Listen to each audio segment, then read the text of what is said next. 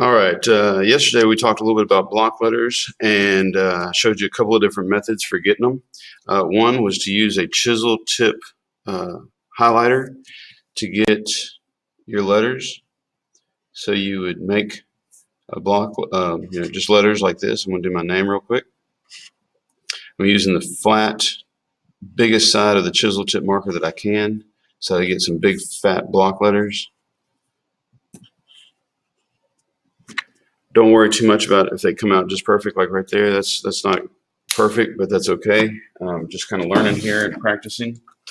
And then after I did that, I took my Sharpie and I outlined them.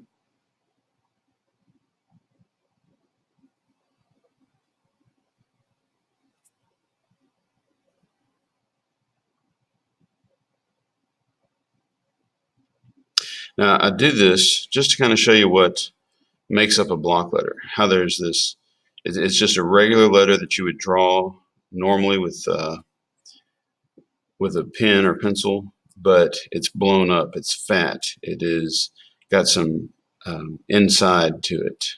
And so I'm trying to show you what the outside of those letters look like that you just draw normally, and so you get the idea of how to do them larger. The second method that I told you, this was the first method. The second method, because you don't always have a highlighter, the second method was to do the best kindergarten letter that you can. I'm going to grab a pencil here. I'm just going to draw the best kindergarten letters that I possibly can, the way my kindergarten teacher taught me.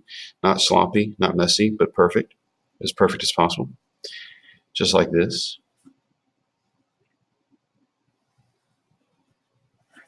And then I'm going to come back on the outside, and you can do this in pencil to make sure you get it right, but I'm going to go ahead and do it in Sharpie.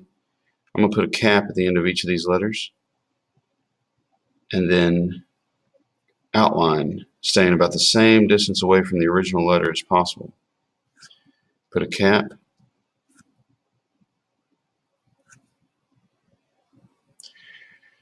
Once you get really good at doing these block letters, you can kind of skip some steps. Eventually you can skip using the pencil to draw the kindergarten letter. Eventually you can skip doing the caps at the beginning and just do them as you go once you remember that they're there. And don't forget that in the middle, this middle line right here is an extension of this line. So whatever this does is what that should do. Whatever that does is what that should do. And then you have rounded letters too. Just again outline them, and then don't forget the part on the inside. When you're done with all of that, you can take an eraser and just erase what's in the middle.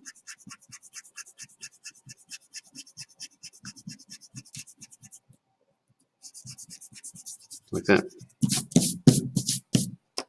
All right, now this works really well for just about any kind of letters you want to do, even if those letters are cursive. So I can do my name in cursive, and then I can go back and I can outline the entire thing.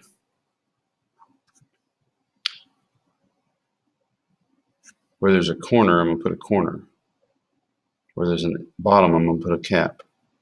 Corner, corner, corner, corner, corner, corner. Basically, I'm just outlining the whole thing. There's an end right here, so I'm going to put like a little cap. Go back the other way. Corner right there, so I'm going to put a corner right here. Essentially, I'm just trying to outline this thing as perfectly as I can, exactly the way I drew the letter. I'm wanting to, now notice this right here and this right here are kind of a continuation of each other. Trying to make them look like they go all the way through. Then don't forget the insides. There's a corner here, so I'm going to put a corner there. The inside of this letter. Now I've got this loop right here, and I can use that or I can forget about it. This is a continuation of this line here.